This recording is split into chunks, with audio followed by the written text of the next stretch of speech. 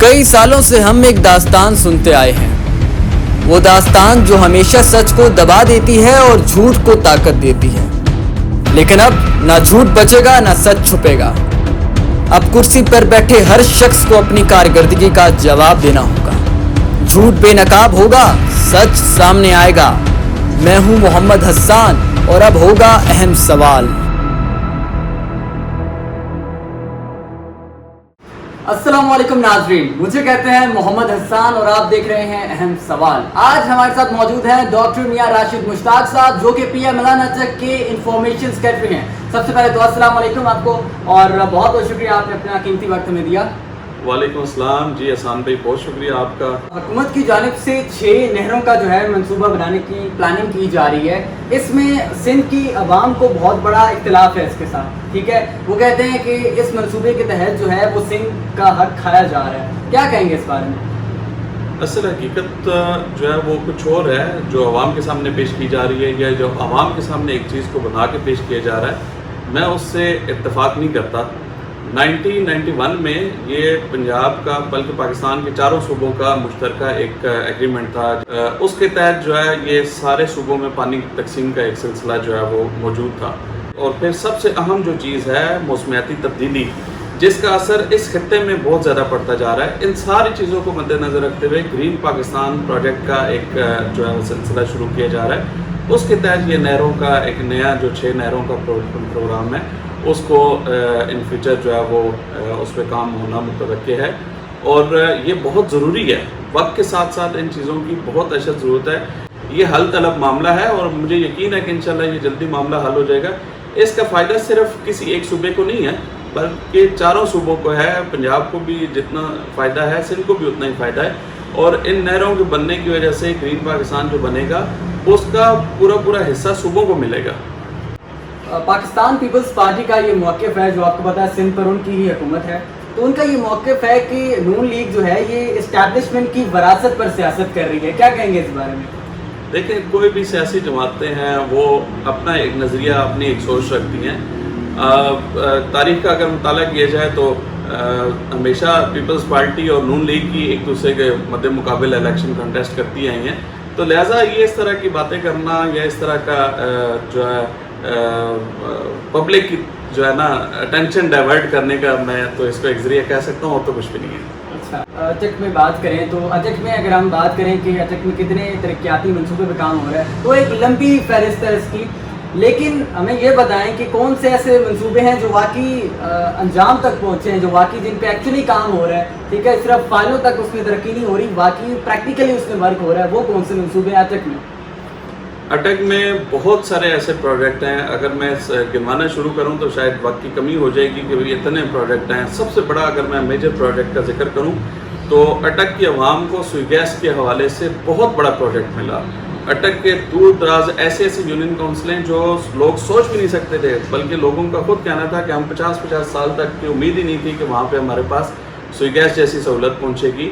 اس کے علاوہ آپ زرعی یونیورسٹی کا پروجیکٹ دیکھ لیں، پھر اس کے علاوہ اٹک کے تمام جتنے بھی صوبائی حلقے ہیں، ہر شہر میں، ہر تحصیل میں آپ روڈ کے جو ہے وہ دیکھ لیں، اسپتالوں کے اپگریڈیشن دیکھ لیں، اسکولوں کے اپگریڈیشن دیکھ لیں، وہ اٹک سے فتح جنگ، پھر کھوڑ سے پنڈی گیٹ، پھر اٹک سے بسال روڈ جو ہے، یہ بہت بڑا پروجیکٹ ہے۔ یہ روڈ جو ہے بڑا دیکھیں، کوئی بھی علاقہ ہو، شہر ہو، اس میں ذرائع آمد و رفت کے لیے جتنی آسانی، جتنی سہولت میسر ہوگی، اتنا اس علاقے کی ترقی میں وہ اہم کردار ادا ہو سکتا ہے۔ ابھی جیسے آپ نے بات کی ہے روڈز کی، روڈ بن رہے ہیں، تو یہ اتنی سست روی کا کیوں شکار ہیں؟ اب آپ دیکھیں جو اٹک سے حاجی شاہ تک جو روڈ بن رہا تھا، تو یہ کیوں اتنی سست روی کا شکار ہے؟ 2-3 سال لگ گئے، یہ I think P T I کے دور میں سٹارٹ ہوا تھا، اور ابھی کیا ٹائم آ گیا، ابھی جا کے وہ کچھ کمپلیشن کو پہنچا، تو اتنی یہ سست روی کا شکار کیوں ہے یہ پروجیکٹ؟ نہیں، ایسا نہیں ہے کہ وہ کس ٹائم پہ تھا، بلکہ حقیقت یہ ہے کہ وہ جو حاجی شاہ والے روڈ کے جس کا آپ نے ذکر کیا، وہ اصل پروجیکٹ تھا نون لیگ کا۔ یہ نون لیگ کی جب گورنمنٹ 2013 سے 2018 کے درمیان جب گورنمنٹ موجود تھی، تو وہ پروجیکٹ اس ٹائم پہ تھا، بلکہ ساتھ میڈیکل کالج کا بھی پروجیکٹ تھا۔ جب پی ٹی آئی گورنمنٹ آئی تو انہوں نے اس کے فنڈ جو ہے وہ ریورس کر دیے، وہ فنڈ کہیں اور انہوں نے استعمال کر کے اس پروجیکٹ کو وقتی طور پر روک دیا تھا۔ بعد میں پھر کوئی بھی جس وقت کوئی روڈ بنتا ہے وہاں پہ بہت سارے مسائل آ سکتے ہیں. ایون کہ جو مقامی آبادی کے لوگ ہیں بعض اوقات وہ اپنے تحفظات کو دیکھتے ہوئے عدالتوں سے اسٹے لے لیتے ہیں. اس میں کافی سارے محکمے انوالو ہوتے ہیں, اس میں جنگلات انوالو ہوتا ہے, وابڈا انوالو ہوتا ہے. تو وہ کچھ جگہوں پہ ایسے بھی معاملات درپیش آتے ہیں کہ ان سے اجازت دینے میں اور اس میں کافی ٹائم صرف ہو جاتا ہے. پاکستان میں ایسی نون لیگ نے بے شمار مثالیں قائم کی ہوئی. اچھا, نون لیگ اس بارے میں بڑی ڈیوائیڈڈ نظر آتی ہے کہ بانی پی ٹی آئی کو پے رول پہ رہا کیا جائے یا نہ کیا جائے. ٹھیک ہے, آپ ڈفرینٹ اسٹیٹمنٹس دیکھیں, ڈفرینٹ شوز میں دیکھیں تو ڈفرینٹ اسٹیٹمنٹ آ رہی ہوتی ہے. کوئی کہتا ہے کر دینا چاہیے اور کوئی کہتا ہے نہیں کر دینا چاہیے. کیا آپ کیا کہتے ہیں, پی ایم ایل این تک کا اس بارے میں کیا موقف ہے؟ عمران خان صاحب کو پے رول پہ رہا کرنا چاہیے یا نہیں کرنا چاہیے؟ دیکھیں, میں اس حوالے سے اپنی ایک الگ رائے رکھتا ہوں.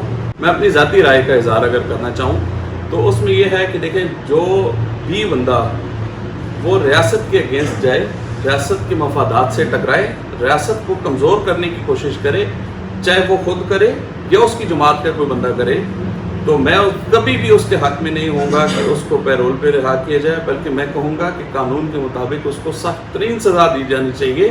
تو جو پی ٹی آئی کی تاریخ میں 9 مئی کا ایک واقعہ ہے, 2 چیزوں پہ کبھی بھی کمپرومائز نہیں کیا جا سکتا. ایک, آپ کا سب سے پہلے بحیثیت مسلمان ہم اپنے مذہب پہ, اسلام پہ کسی طرح سے کوئی کمپرومائز نہیں کر سکتے. دوسری چیز, ریاست کے مفادات سے کبھی بھی کمپرومائز نہیں کر سکتے. جو مفادات ریاست سے ٹکرانے والے ہیں ان کے ساتھ کبھی بھی کمپرومائز نہیں کیا جا سکتا.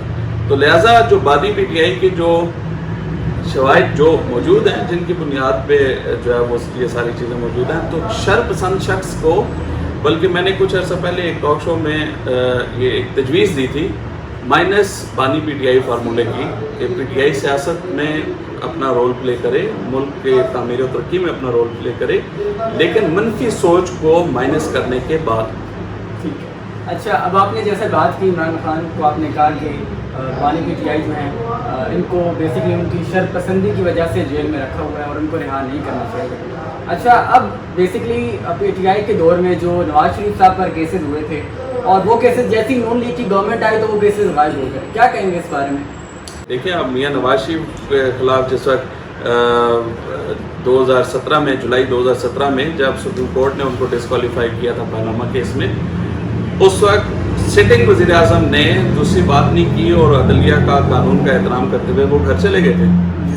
پھر کیا ہوا کہ کیس چلتے رہے. پی ٹی آئی نے 3.5 پونے 4 سال اپنی حکومت کی اور انہوں نے پوری کوشش کی, جتنے بھی ادارے تھے مل کے انہوں نے جو بھی جو ان کے خلاف انہوں نے کیسز بنائے ہوئے تھے ان کے شواہد اکٹھے کرنے میں کہ کہیں سے ہمیں کوئی چیز مل جائے جس کی بنیاد پہ ہم کہہ سکیں کہ بھی یہ گلٹی ہیں. لیکن نتیجہ کیا نکلا کہ جی وہ اپنے بیٹے سے تنخواہ کیوں نہیں لی, اس کے علاوہ کوئی ایک سنگل چیز ثابت نہیں ہو سکی.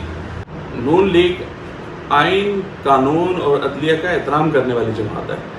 اس کے برعکس آپ دیکھیں کہ عمران خان صاحب نے, بانی پی ٹی آئی نے اپنے جلسوں میں کس کس کو نہیں للکارا. انہوں نے آرمی کو نہیں للکارا, انہوں نے عدلیہ کو نہیں للکارا, انہوں نے بیوروکریسی کو نہیں للکارا کہ اوئے ٹوئے فلاں فلاں فلاں اس طرح کی جو زبان استعمال کی گئی. کیا پاکستان کا یہ کلچر تھا؟ کیا پاکستان کے جو ایک ثقافت تھی, جو ایک سیاست کا رکھ رکھاؤ تھا, کیا وہ یہ سارا کچھ تھا جو آپ لوگ کرتے رہے؟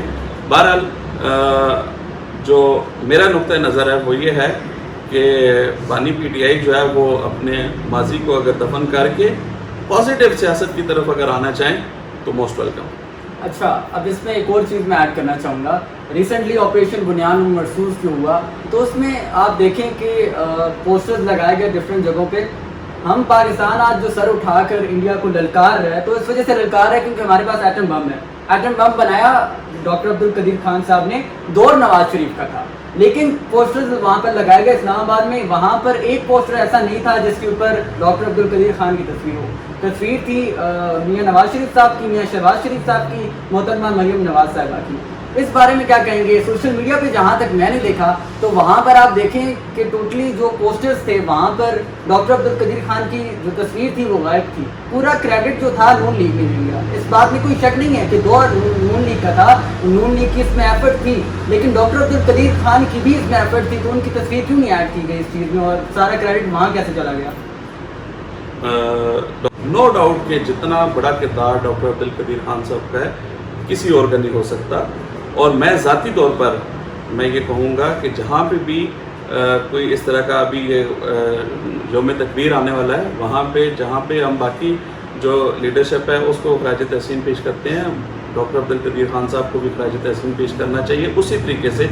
دوسری جو بات آپ نے کی ہے کہ وہاں پہ تصویروں کی وجہ سے اب یہ چونکہ مجھے میرے علم میں نہیں ہے کہ وہ تصویریں کس نے لگائی ہیں, کیسے لگی ہیں, کس نے. 28 مئی 1998 کو جس وقت انہوں نے بٹن دبا کے چاگی کے پہاڑوں میں ایٹمی دھماکے کیے بطور چیف ایگزیکٹو میاں نواز شریف نے کیے.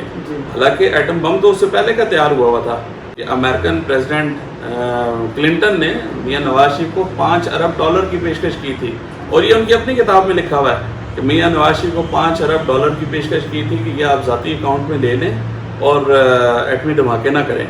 لیکن انہوں نے اس پیشکش کو ٹھکرا کے انہوں نے کہا کہ میں اپنی قوم کی غیرت کا سودا نہیں کر سکتا, اور ایٹمی دھماکے کر کے انہوں نے پاکستان کو دفاعی اعتبار سے ناقابل تذکیر بنا دیا.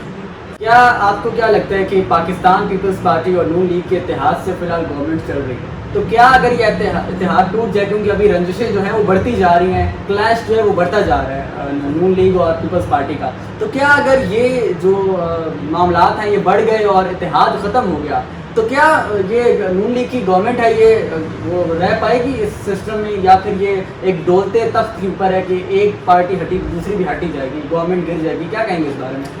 ابھی کچھ عرصہ پہلے 2-2.5 سال پہلے جب پی ٹی آئی کی گورنمنٹ ابھی بھی ختم ہوئی تھی, بلکہ اپنے آخری دنوں میں ہر طرف یہ باتیں کرتے ہوئے تھی کہ پاکستان دیوالیہ ہونے جا رہا ہے, پاکستان ڈیفالٹ ہونے جا رہا ہے. بلکہ میں ایک بانی پی ٹی آئی کی تقریر سن رہا تھا, وہ کہتا ہے کہ وہ کہہ رہے تھے کہ چوتھے یا 5ویں نمبر پہ پاکستان کا نمبر ہے جی, پاکستان ڈیفالٹ کرنے والا ہے. یہ ملک جو ڈیفالٹ کی پوزیشن پہ تھا, میاں برادران نے اور اس اتحادی حکومت نے آ کے اس ملک کو دوبارہ اسٹیبل کیا, اور آج پاکستان کی اسٹاک ایکسچینج دنیا کی چوتھی یا 5ویں مضبوط ترین اسٹاک ایکسچینج ہے. تو اس وقت ملک کے مفاد کے لیے جو بھی جماعت کام کر رہی ہے وہ اس اتحاد کا حصہ ہے. ان کی پہلی ترجیح سیاست نہیں ہے بلکہ ملک کا مفاد ہے, اور میں نہیں سمجھتا کہ ملک کے مفاد کے خلاف کچھ جائے. ہم یہی چاہتے ہیں, عوام یہی چاہتی ہے کہ تمام جو پارٹیز ہیں وہ اتحاد سے رہیں اور اس ملک میں امن آئے, خوشحالی آئے. ہم سب کی یہی دعا ہے. اور at the end I want to say thank you for your giving your precious time. بہت بہت شکریہ. ملتے ہیں ایک نئی ایپیسوڈ میں, تب تک اپنا اور اپنے ارد گرد کے لوگوں کا بہت بہت خیال رکھیں. اللہ حافظ.